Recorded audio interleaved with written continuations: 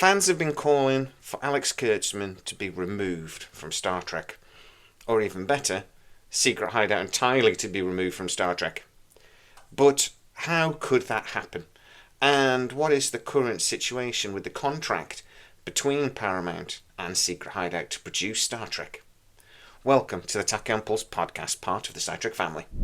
Our tachyon pulse has been unable to completely penetrate the anomaly.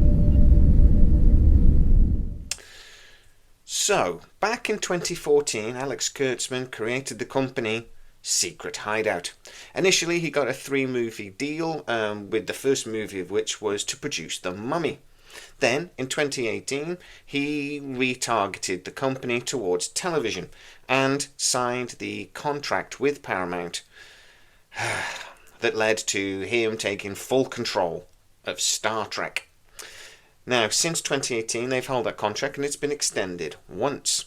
But now Paramount is in the process of being sold.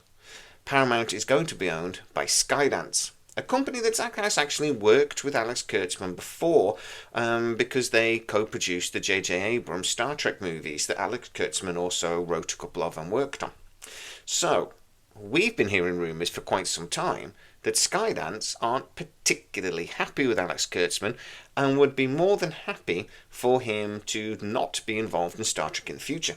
We exclusively over on our sister channel scitrek actually found out that Skydance have already done a review of all of the major franchises that Paramount have, and the recommendation from this review was that actually the short-term financial impact of removing Secret Hideout from Star Trek would, in the long run, be financially beneficial. Now, what is this contract and how long, I say, has it been in place? So it was signed in 2018, it was extended. It does actually run out in the summer of 2026. But in the summer of 2025, the final year has a slightly different set of scenarios, i.e. there's the sort of like a run-off period for the last 12 months. They, over at Secret Hideout, really have complete control over Star Trek from a creative point of view. There is also a slight complication in that Star Trek is owned, the IP, the intellectual property of Star Trek, is owned by Paramount. But anything that Secret Hideout produce that is original, technically, they own.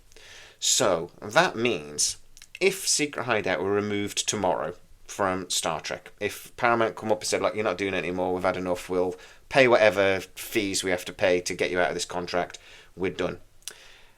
It would be a little bit of a problem for shows like Strange New Worlds, because they would not be able to continue, or at very least not in the form they currently do.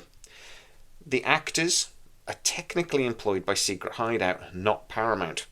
And as I say, anything original that they've done, like original characters, etc., would not be able to continue with Strange New Worlds produced by Paramount solely without Secret Hideout. I don't even think they'd be allowed to call it Strange New Worlds, even though that might be a sort of a thingy area, because that is something that is Trek before, so I'll let the lawyers argue that one. Basically, to continue Strange New Worlds, you would have to have some sort of agreement with Secret Hideout. So, can Alex Kurtzman be fired? Which is a lot of, we hear that rumour a lot, to be honest. Let's sack him, he's going to get sacked. No, he can't. He actually owns the company of Secret Hideout. So could he be ousted? Well, the current rumour is that the larger company, Secret Hideout, the other investors, other members of the team, are considering the removal of Alex Kurtzman. And there are legal ways that could be done. Now, nobody can force him to sell his share of the company, which he does not own totally. There are investors that own, I believe it's 51% and 49%, so he is the major shareholder. They can't force him to sell. But what they could do is force him to step down from the board and basically remove his power to control the company. That is one thing internally, in theory, Secret Hideout could do. But it would be complicated. It would basically require all of the board and all of the, basically the wider company and all of the interested parties, as in shareholders, etc., to agree. and that would be complex. But there is obviously the option of there being some sort of mutual agreement.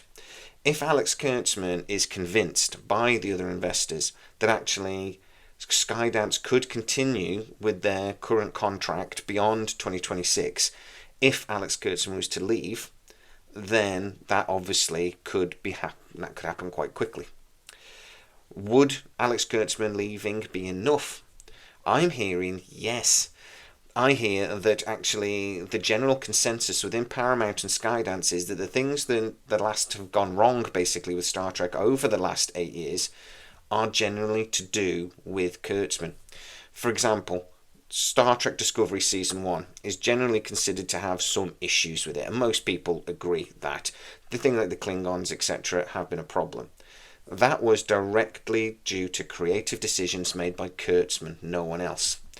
And that the Star Trek that's been good in the last few years has been the Star Trek that he's not really had much to do with, i.e. a Lower Decks, and Mike McMahon has been the main man there. Kurtzman has just been executive producer and creatively had not had much involvement. And obviously you've then got Picard Season 3, which Kurtzman had next to nothing to do with creatively. Terry Matalas was the main man. So the people at Paramount look at that and think, this would be better if Kurtzman wasn't involved. And Skydance agree. So, where are we actually with the contract, and what is the likelihood that the contract could just be let to run out? Well, Skydance are probably not actually going to be fully in charge over at Paramount until the summer of this year, 2025.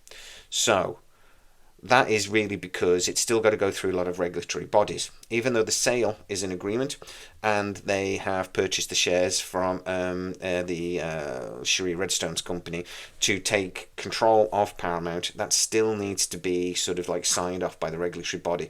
But that should be a straightforward process. The expectation is, as I say, that it'll be done by the summer of 2025. Then they've really only got a year to decide what they're doing with Star Trek, negotiate a new contract if that's what they want to do, or try to figure out what they would do with Star Trek if the contract was allowed to lapse, i.e., set up something new. 12 months sounds like a long time, but in legal terms, it really isn't. But more importantly, they've got a lot of other things they need to deal with as well, so it's really not a lot. I'm being told they're considering basically two options. One would be just giving them a new contract or extending the existing contract, but it would be a more limited contract, maybe a 2-year extension. The other is that they would negotiate a contract just to produce certain TV shows. So say Starfleet Academy is doing really well. They would give them a contract to extend Starfleet Academy and just produce that, and to complete Strange New Worlds and whatever else they were running that they wanted to keep. But it would not be a sort of carte blanche contract that currently exists, and they would not hold creative control anymore. Secret Hideout wouldn't necessarily need to agree to that, and they could decide not to, but I think they would go with income and money, personally. Skydance do, however, have another option.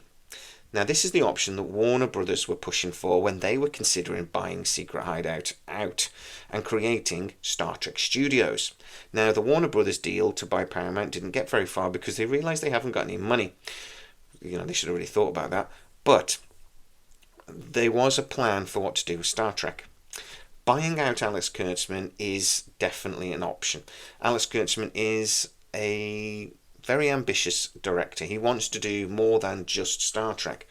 Warner Brothers, I'm told, plan was to basically give him some money to buy out the Secret Hideout, that absorbs Secret Hideout within Paramount and call it Star Trek Studios.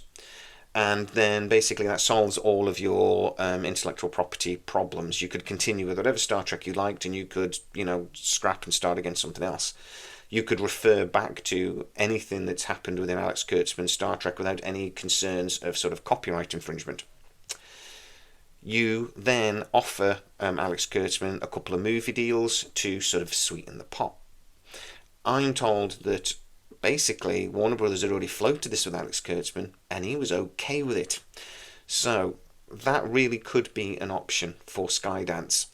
It is a deal that could be negotiated and triggered very quickly.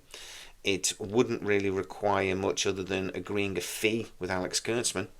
There is no real massive legal issue with that because it would just be a swap of ownership.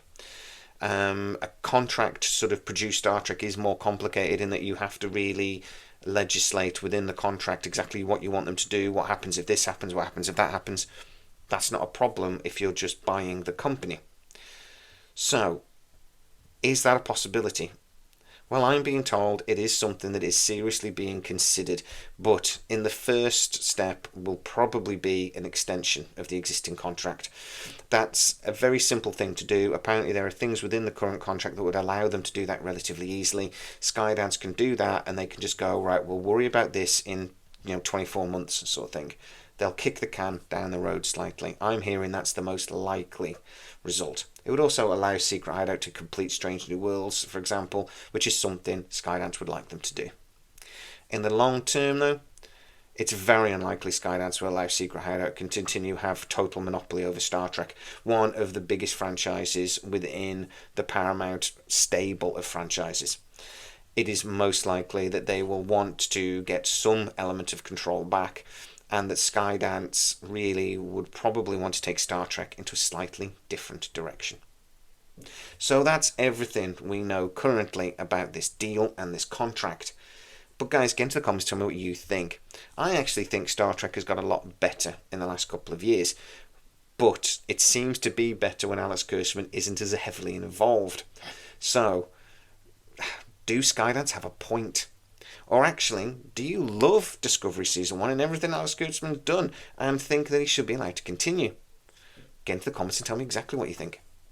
If you are new to the channel, because it's a new channel, please like and subscribe to the video. It really helps it out. Share it wherever the hell you like. That would really help us out. We want to grow as quickly as possible. Also, go over to patreon.com/scitrek, where most of our new videos do premiere first, including the videos from the Scitrek family.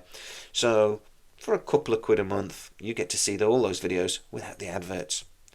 As always, please stay safe, and I'll see you next time.